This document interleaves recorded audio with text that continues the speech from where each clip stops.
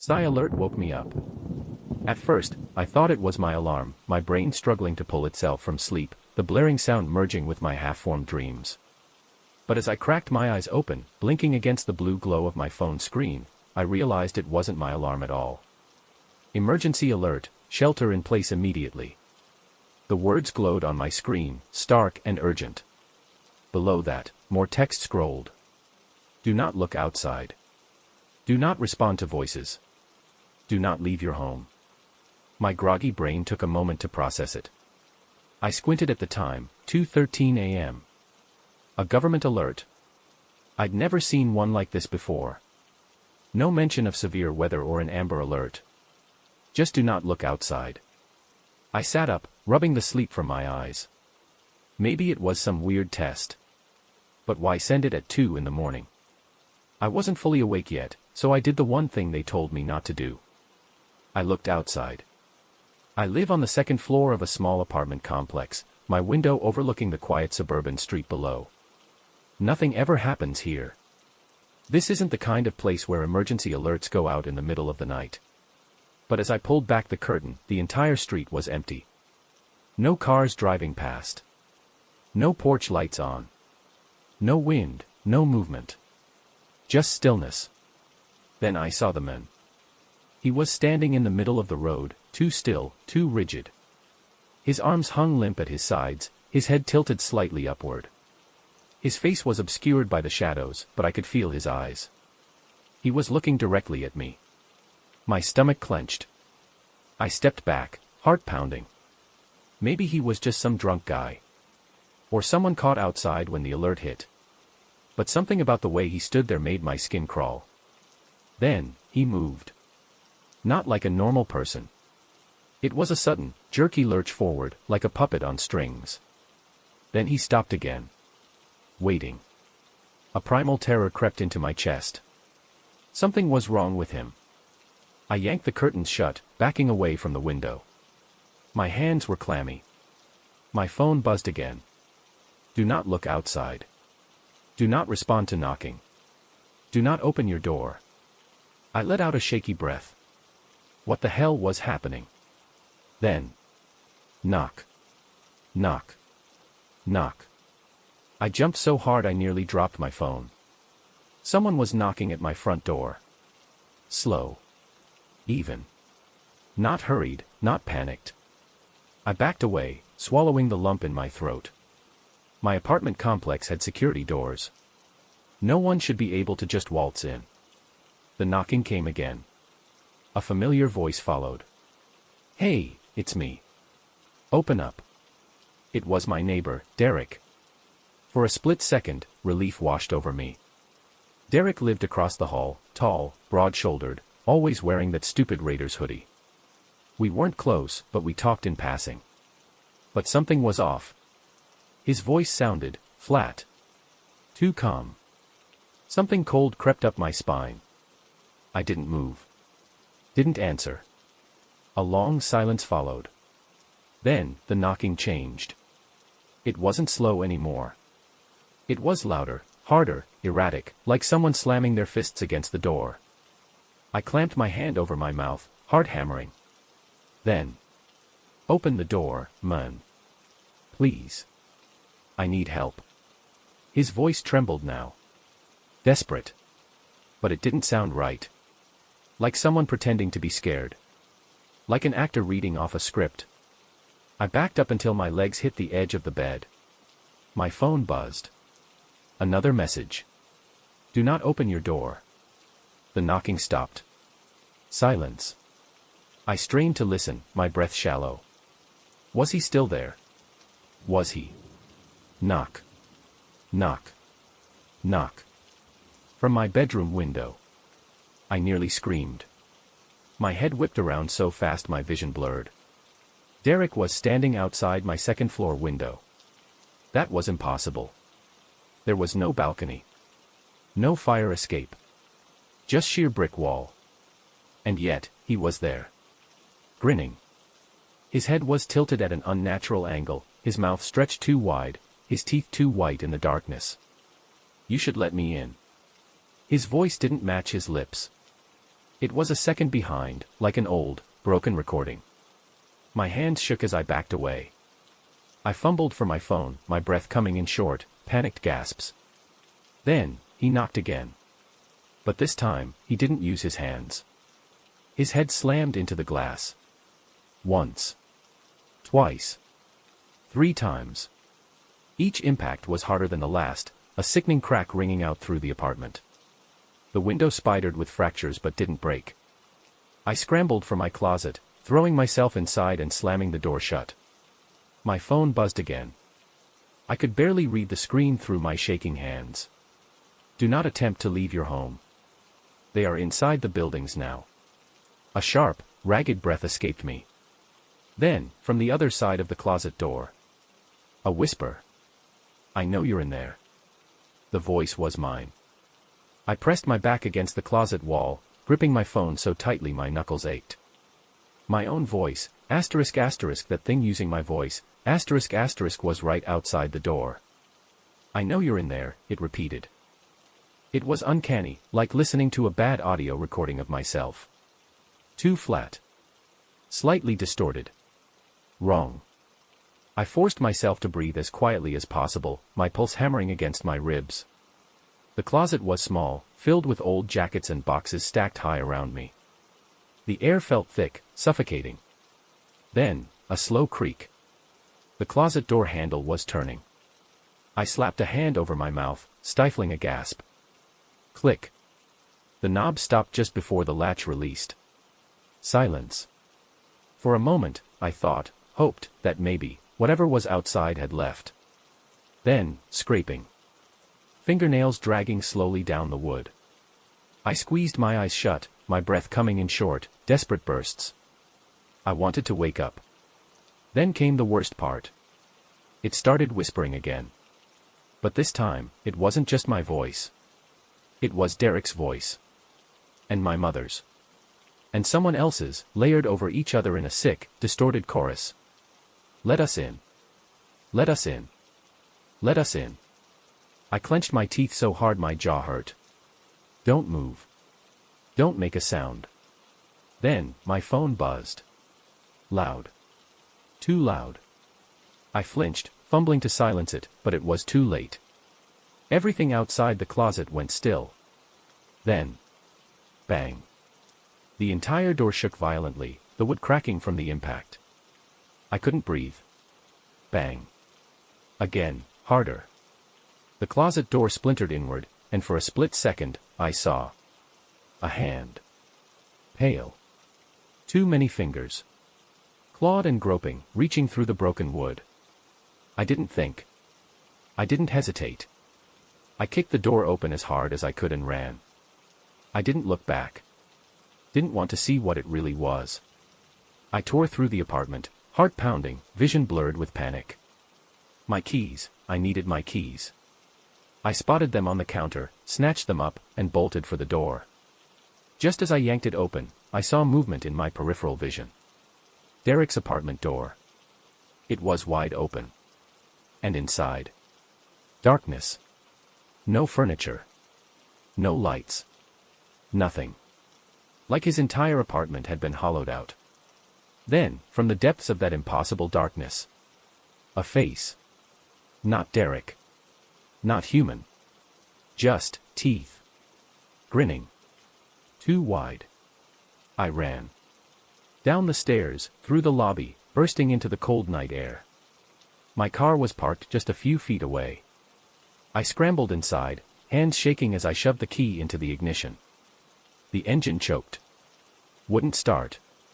Come on, come on, come on, I muttered, twisting the key again. Then I saw them. Figures. Standing in the street. Tall. Still. Watching me. Their faces were missing. Just smooth, blank skin where eyes and mouths should have been. The engine roared to life.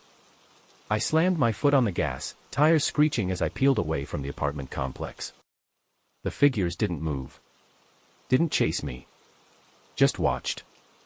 I drove aimlessly, my breath ragged, hands white-knuckled around the wheel. The streets were empty. Not a single car. Not a single person. Just that suffocating silence, like the whole world had stopped. My phone buzzed.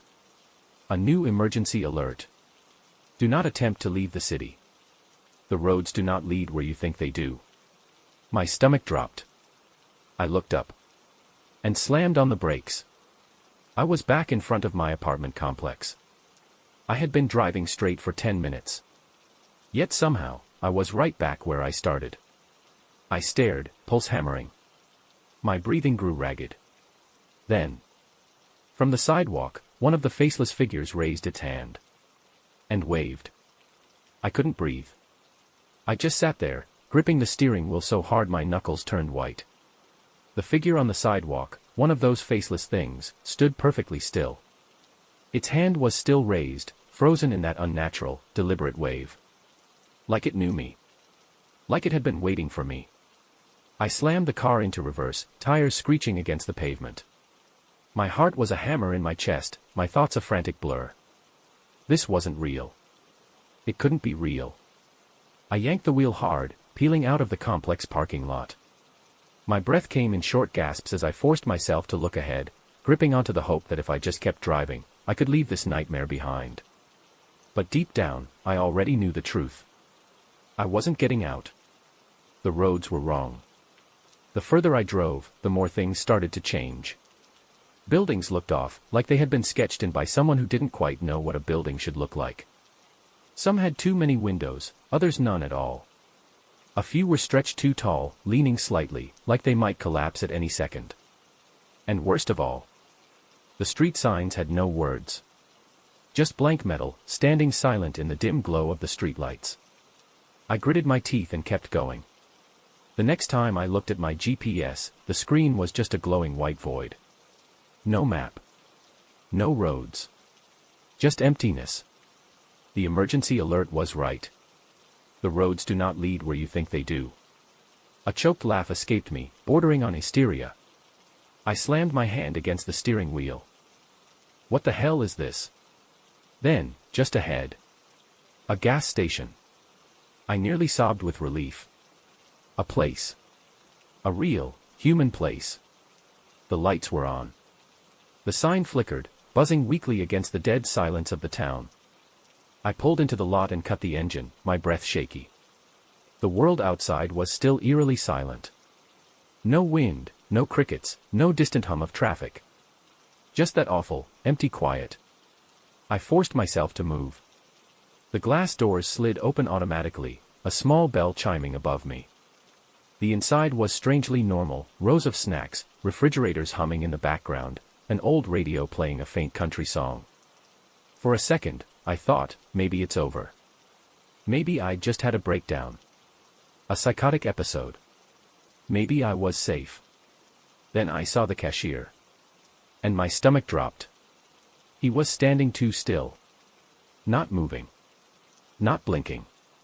Just staring at the counter, his arms stiff at his sides. Something in me screamed to run. But before I could, he spoke. You should leave. His voice was wrong, monotone, flat, like he was reading from a script. His lips barely moved. I swallowed hard. Please, I don't know what's happening. I just need to. His head snapped toward me. His neck didn't move. Just his head. Like it had been twisted on a broken hinge. The radio crackled. The country song warped, distorting into something guttural, something that wasn't music anymore. They're watching, the cashier whispered. You should leave. My body finally listened. I turned and sprinted for the door. And as I did, the lights flickered off. The refrigerators stopped humming. The automatic doors slammed shut. Something else was in there with me. A soft, wet breath filled the silence. Then, click. Click. Click. The sound of nails tapping against glass. I turned, heart pounding. Something was on the other side of the window. It wasn't a person. It was tall. Thin. Wrong. Its fingers were too long, pressed against the glass in a slow, deliberate rhythm. Click. Click. Click. I stumbled back, barely holding in a scream. The thing's head twitched violently, like it was trying to focus on me. I lunged for the door, praying it would open. Nothing. I slammed my fists against the glass. Let me out. The figure outside tilted its head. And then, it knocked. 3 slow, even taps. Knock. Knock. Knock. Then, it smiled. I choked on my breath. The thing didn't have a mouth before. But now, its skin was splitting, stretching into something that wasn't human. I turned to the cashier. Help me. But he just stood there. Still. Expressionless. Then, with the same flat voice, he whispered. You shouldn't have looked. The power snapped back on in an instant. The doors slid open. The buzzing fluorescent lights flooded the store again. And just like that, the figure outside was gone. I didn't stop to question it. I bolted to my car, jumped in, and floored it. The empty roads blurred past me. I didn't know where I was going, I just knew I had to get away. But as I drove, the streetlights flickered off. One by one. Plunging the world into darkness. Then, up ahead, standing in the middle of the road, was me. A perfect, unmoving copy of myself. Waiting. Watching. And as my headlights flooded over him, he smiled. I slammed on the brakes. The tires screeched against the asphalt, my car skidding to a stop just inches away from myself. The thing standing in the road was me, down to the smallest detail. Same hair, same jacket, same terrified expression frozen on its face. But it wasn't me. It grinned. That same unnatural, too wide smile I had seen before. My stomach twisted. I threw the car into reverse. The moment I moved, it moved too. Perfectly synchronized. Every shift of its weight, every twitch of its fingers, identical to mine. Like a reflection with no mirror. I yanked the wheel hard, trying to swerve around it, but it stepped into my path. Then it spoke. Not with my voice.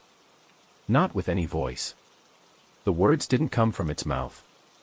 They came from everywhere. You can't leave. The air vibrated, thick with something wrong. Then, it lunged. I barely had time to react before it hit my windshield. A wet, bone-crunching sound filled the car as its face smashed against the glass. Skin split. Bone cracked. But it kept smiling. I screamed, slamming the gas. The thing clung to the hood, its body twisting in ways that weren't human. Its neck snapped backward, head rolling unnaturally as it stared at me through the windshield. It mouthed something. But the words weren't right. They flickered, like a video buffering, cutting in and out of reality.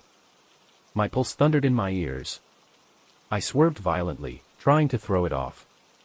The car fishtailed. The thing held on. Then, the lights returned. One by one, the streetlights flickered back on. I blinked. And it was gone. No impact. No sound. Just emptiness. I was alone again. I barely managed to pull over, my hand shaking as I fumbled for my phone. No signal. No GPS. My brain screamed at me to keep moving, but my body refused to work. Then, from the darkness, a voice. Hey, you okay? I jerked my head up. A man stood near the curb, hands raised in a gesture of peace. He was normal, too normal. Real. He wasn't like the things I'd seen before. I hesitated. Who are you?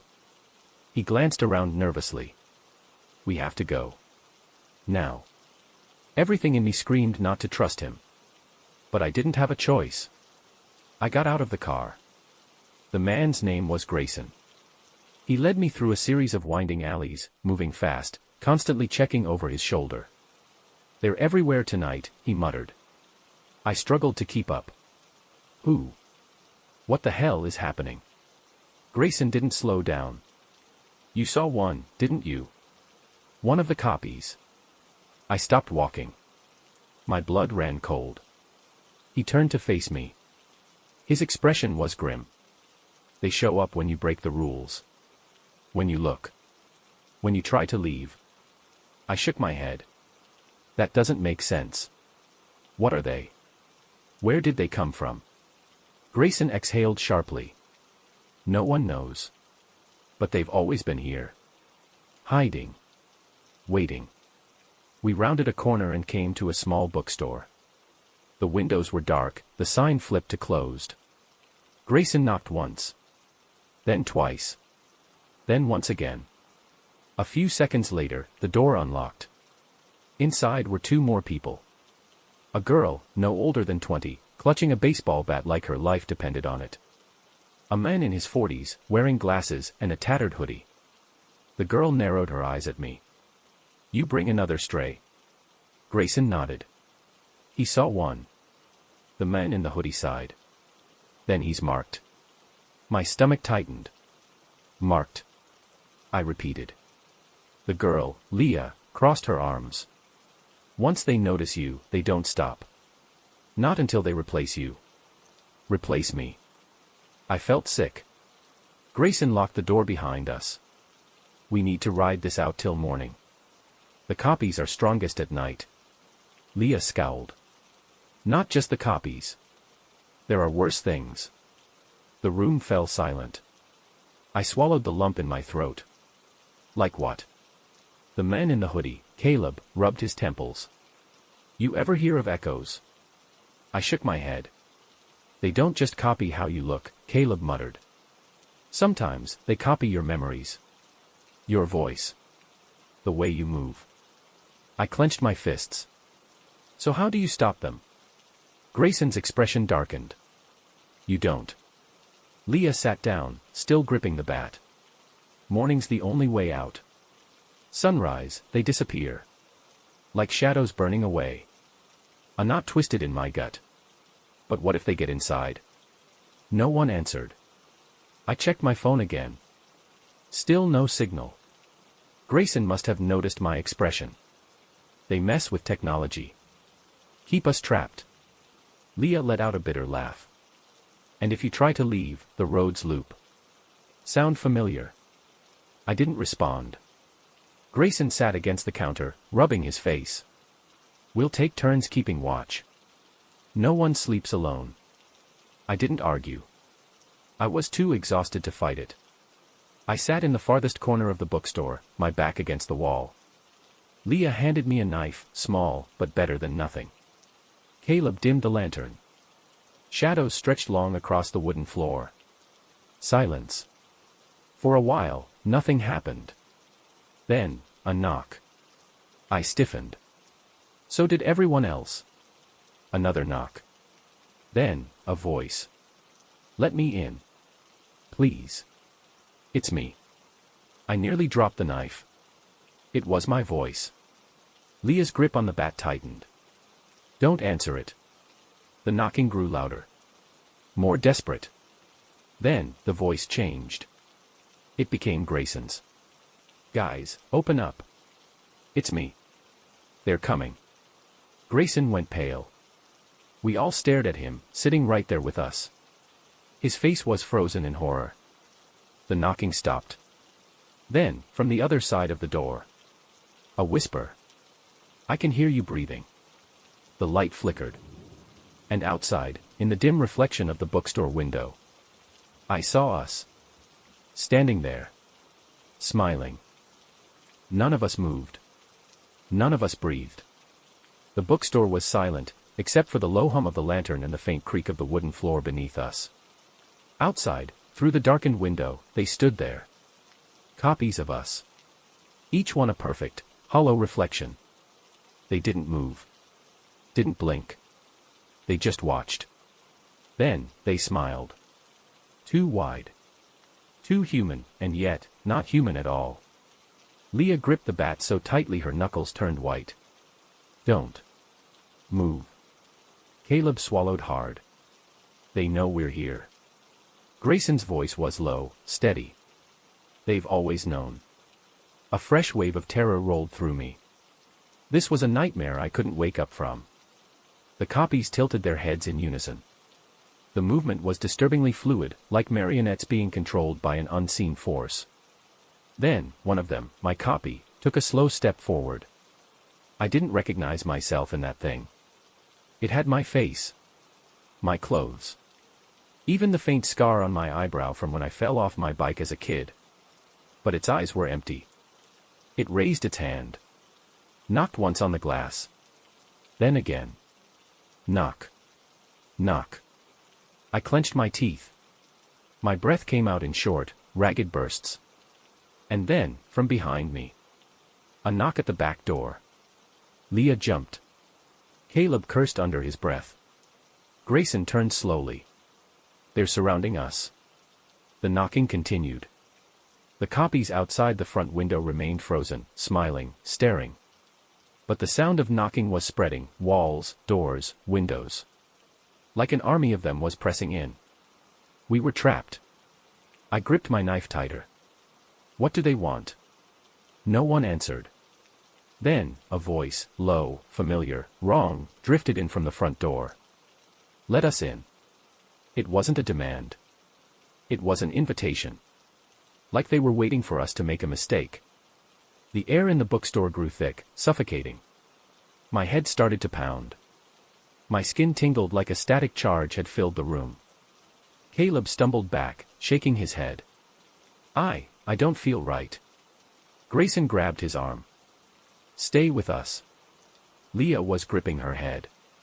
It's like they're inside my skull. My vision blurred.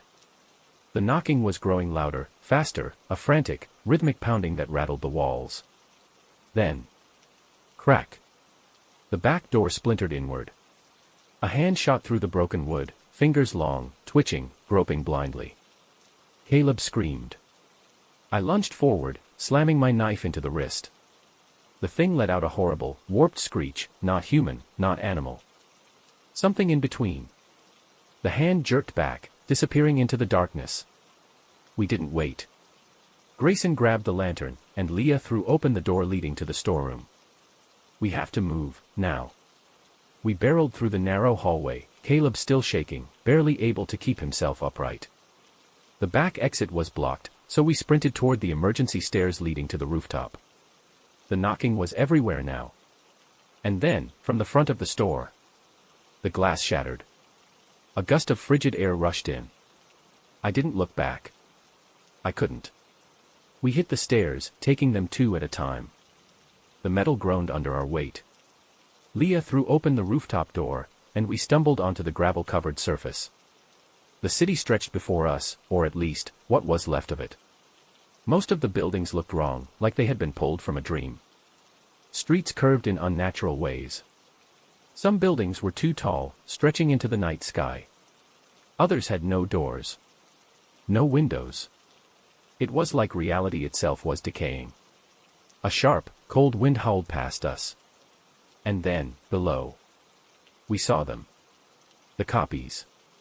They were filling the streets. Hundreds of them. Standing still, staring upward, waiting. My stomach twisted. Where do we go? Grayson pointed to an old fire escape on the next building over. Jump. Leah's eyes widened. Are you insane? We don't have a choice. We heard them then, climbing up the stairs behind us. Fast. No hesitation. I ran for the edge of the rooftop. The next building was close, but the gap was still too wide. But there was no time to hesitate. I jumped. For a terrifying second, I was weightless. Then, impact. I hit the rooftop, rolling onto my side, my ribs screaming in protest. Grayson landed beside me. Leah and Caleb weren't so lucky. Leah made the jump, but barely. She landed wrong, her ankle twisting as she collapsed. Caleb didn't even try. I turned just in time to see him freeze at the edge of the roof, his body trembling. I can't. Then. Hands grabbed him from behind. He screamed. We all watched, helpless, as he was pulled backward into the dark. The last thing I saw was his face, his mouth open in a silent plea, his eyes wide with terror. Then, he was gone. Swallowed by the darkness. Leah sobbed, rocking back and forth. Grayson clenched his fists. We have to move. I turned my gaze back to the street. The copies were still there. still waiting. But one of them had changed. One of them looked like Caleb. And it was still screaming. Leah was still sobbing. I couldn't blame her. Caleb was gone. Taken. And now, standing below us in the sea of copies, was something that looked like him. It stood there, mouth open in a frozen scream, its eyes wide with an expression of eternal terror. But it wasn't Caleb. Not anymore. I forced myself to look away. If I kept staring, I knew I'd break. And we couldn't afford that. Grayson grabbed my arm, his voice low and urgent. We need to keep moving. Leah shook her head, eyes red and unfocused. Did you see that? Did you see what they did to him? Grayson didn't answer. He just grabbed her by the wrist and pulled her up. If we stay here, the same thing happens to us. Get up. She fought him for a second, her body trembling. But when another sound, footsteps on the metal fire escape, echoed from the rooftop we'd just left, she obeyed. We ran. The rooftops were uneven, some buildings taller than others, forcing us to climb, to jump, to move fast. We didn't speak. We didn't stop. The city below was shifting. I saw streets bend at unnatural angles. I saw buildings stretch like wax melting under a flame. Windows disappeared. Doors sealed shut. Everything was decaying. I didn't know where we were going. I only knew we had to go. Then Grayson stopped so fast I nearly ran into him. I followed his gaze and felt my stomach drop. Up ahead, at the edge of the rooftop, a figure was waiting. It stood in our path, still and silent, its face turned toward us. At first, I thought it was another copy. Another thing wearing human skin. But this one was different. It was tall, too tall, with limbs that stretched just a little too far. Its neck was long and thin, its head tilted at an unnatural angle. Its eyes weren't blank like the others. They were watching. It opened its mouth, too wide. A low, vibrating hum filled the air, making my bones ache. Grayson pulled out a gun. I didn't even know he had one. But before he could fire, the thing moved. Not like a person. Not like anything I'd ever seen before. It folded. Its limbs bent in on themselves, its entire body shrinking, twisting, until it was just gone. The hum stopped. The silence that followed was suffocating. I let out a breath I didn't realize I'd been holding. What the hell was that? Grayson didn't answer. He just kept moving.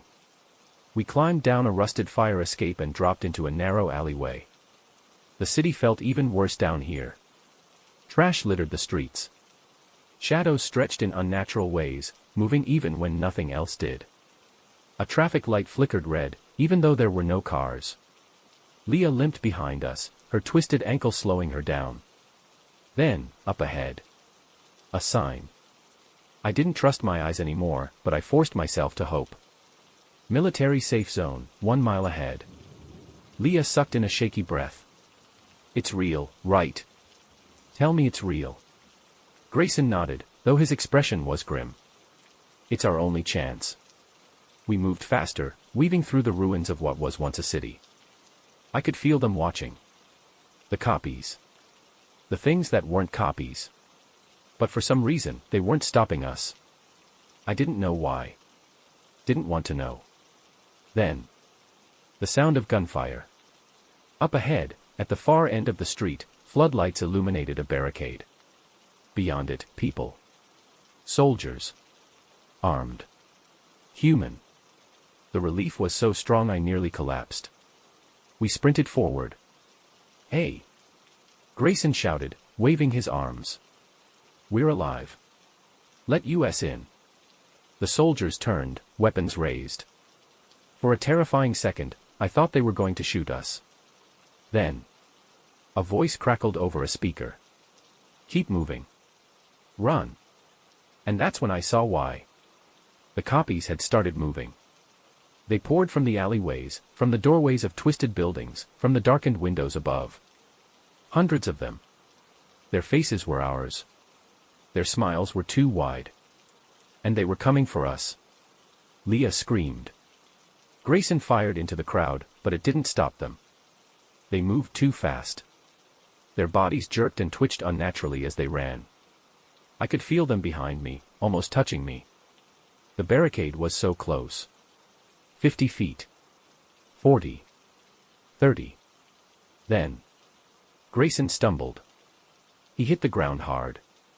I skidded to a stop, reaching for him. But Leah grabbed my arm. No. He looked up at me, eyes wide with understanding. He knew. He wasn't going to make it. "Go," he shouted. "Don't look back."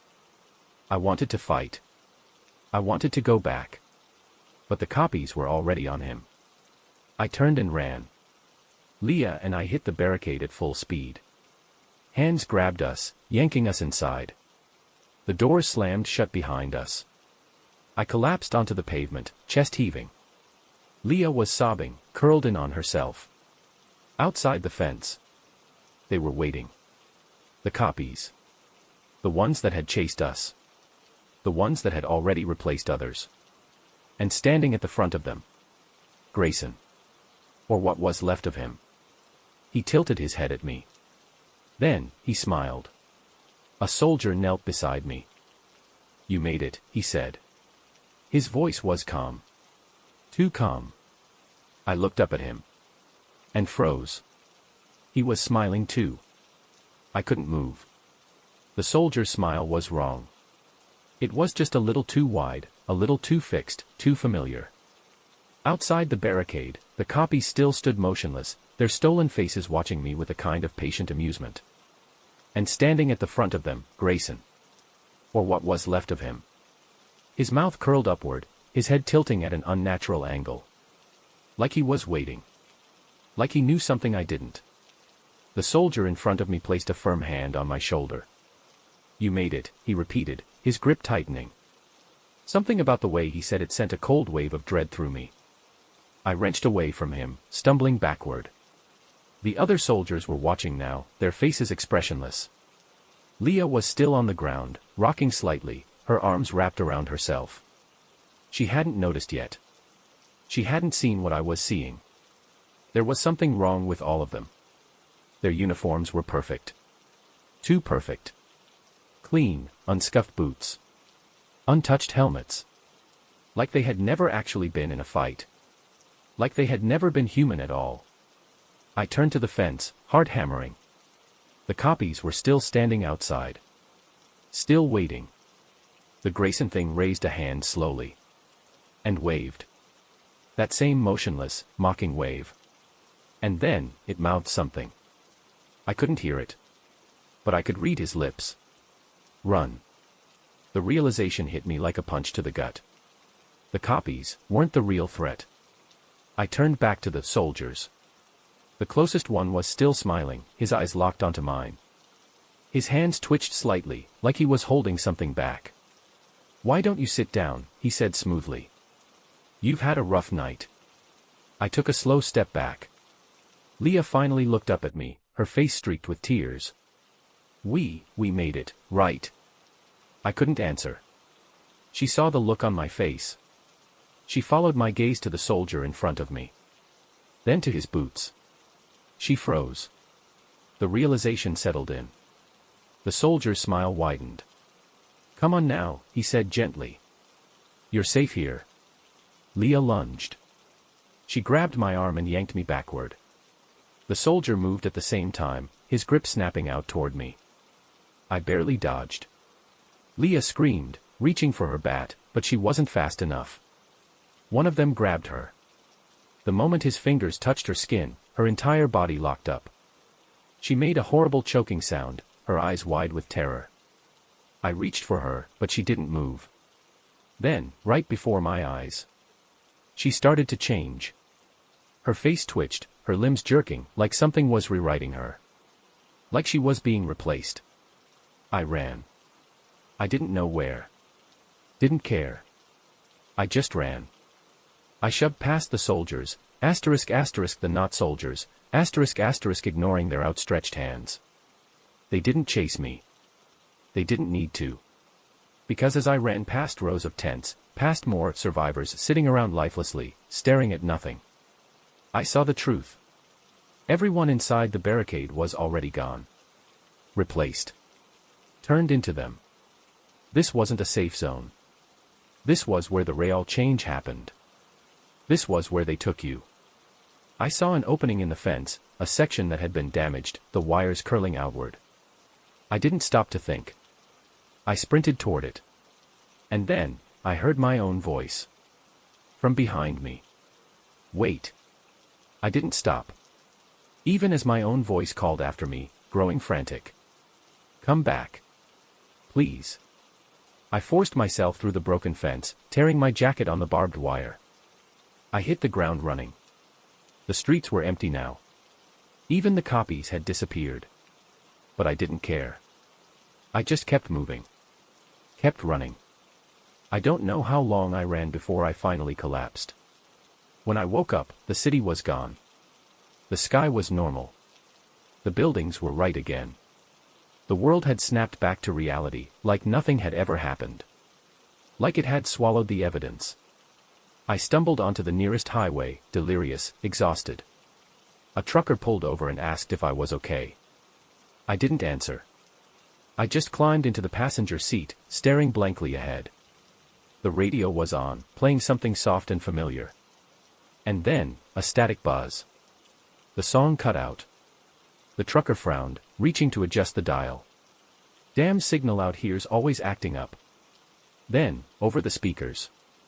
The emergency alert tone. My blood ran cold. Then came the message.